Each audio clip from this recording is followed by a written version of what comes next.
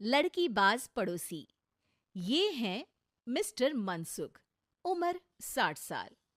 वैसे तो इनकी उम्र है राम नाम जपने की, पर मनसुख दिन रात अलग अलग लड़कियों का नाम जपते रहते हैं। अरे लड़की, सुन तो, तेरा नंबर क्या है? अंकल, अभी तो आपका नंबर है। अर्थी बुक कर लो अपने लिए। अरे अभी तो मैं जवान हूँ लड़की, सफेद बालों पे मत जा। मनसुख राम को लड़कियां छेड़ने की गलत आदत थी। पत्नी बहुत पहले गुजर गई थी, जिसके बाद मनसुख खुले बैल की तरह हो गए। जहां दिखी नारी वहां लाइन मारी। मनसुख राम के पड़ोसी सोनी जी के यहाँ नई बहू आई। नाम था कल्याणी। अरे वाह बेटा कल्याणी, तेरे आते ही घर में खुशी खुशी हो गई है बेटा। अरे माँ जी, जलेबी खाओ, बात मत करो, बोलने से खुशी को नजर ना लग जाए। जैसे मोहल्ले की हर लड़की पे मनसुख की नजर थी, वो कल्याणी को भी बुरी नजर से देखता है। एक दिन कल्याणी छत पे मिर्ची सुखाने जाती है। दूसरे छत पे खड़ा मनसुख गाना गाने लगता है। उफ उफ मिर्ची, हाय हाय मिर्ची, देखे तो तुझे लग जाए मिर्ची। कल्याणी को लगता है कि यूं ही गा रहे हैं, शौकिया तौर पर ये तो होता ही रहता है। एक दिन कल्याणी आंगन में पौधों को पानी दे रही होती है। फूल हूँ गुलाब का, चमेली का न समझना, आशिक हूँ मैं आपका, सहेली का न समझना। कल्याणी को ये बात बहुत अजीब लगती है, क्योंकि शायरी बोलते वक्त मनसुख उसी की तरफ देख रहा था। वो अंदर जाती है और अपनी सास को कहती है, ये जो हमारे पड़ोसी हैं। अरे दूर रहना उससे। हाँ, दूरी रहूंगी, पर ये थोड़े अजीब नहीं है? अरे अजीब, आवारा, ठरकी, पता नहीं क्या क्या आदमी है वो। हर लड़की पर नजर डालता है वो।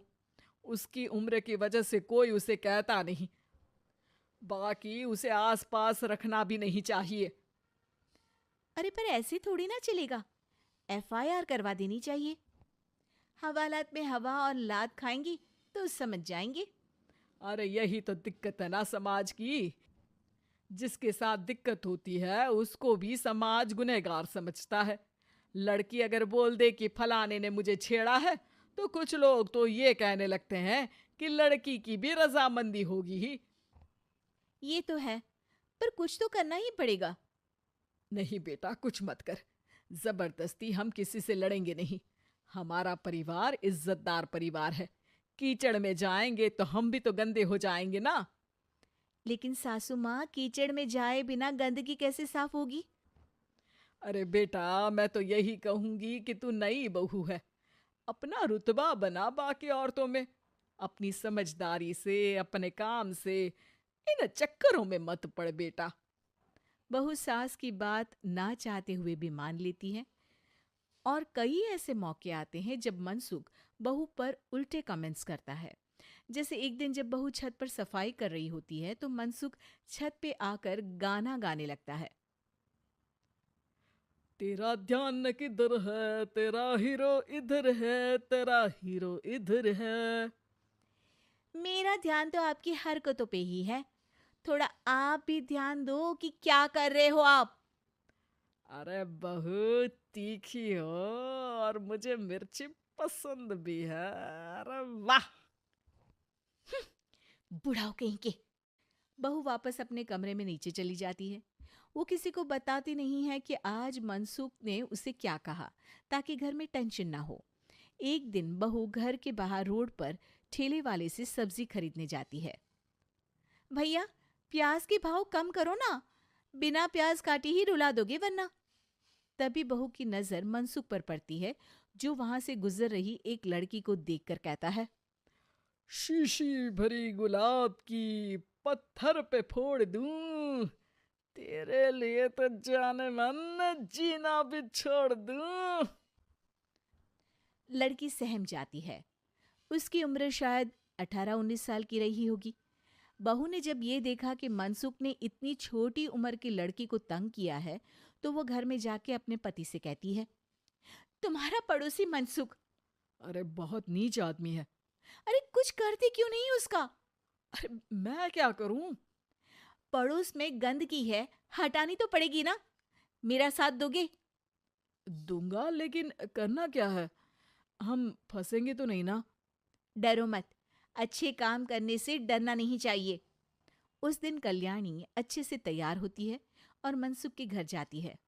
अरे वाह, आज तो घर में चांद उतर आया है।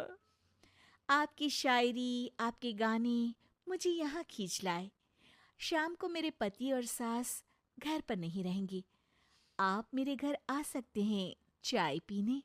अरे जरूर जरूर, मुझे पता था तुम समझदार हो, पर इतनी जल्द मुझे पसंद करने लगोगी ये नहीं सोचा था।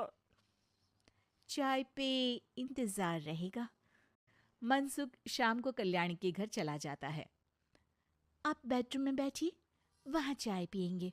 अरे वाह बेडरूम में चाय मनसुख हंसता हुआ बेडरूम में जाता है और वहां का नजारा देख के घबरा जाता है। वहां पर मोहल्ले की वो सारी लड़कियां खड़ी हैं जिनको आज तक मनसुख ने छेड़ा था। कल्याणी भी बेडरूम में जाके दरवाजा अंदर से बंद कर लेती है। अब बेडरूम से सिर्फ डम डम डिशम डिशम की आवाज आती है और बीच बीच में मनसुख की चीखें भी सुनाई देती हैं। अरे माफ कर दो बिटिया, अरे नहीं नहीं नहीं, अरे डंडे से नहीं, अरे अरे लग जाएगी, अरे आई। बेडरूम का दरवाजा खुलता है और मनसुख की हालत एक लुटे फटे कौवे जैसी हो जाती है। किए की सजा तो मिलनी ही थी आपको, लेकिन आपकी और आपसे ज्यादा हमारी इज्जत का भी ख्याल रखना था। इसलिए इस बार शांति से धर धर के धरना किया हमने आपकी। अगर जरूरत पड़ी तो बाहर जुलूस भी निकाल सकते हैं। आप ऐसी गलती नहीं करूंगा, मुझे माफ कर दो। बहू मनसुख को बाहर छोड़ने जाती है। मनसुख अपने घर की तरफ बढ़ता है। वैसे आपको चाय कैसी लगी? मनसुख अपने दुखते गाल पे हाथ रख के कहता है। कड़क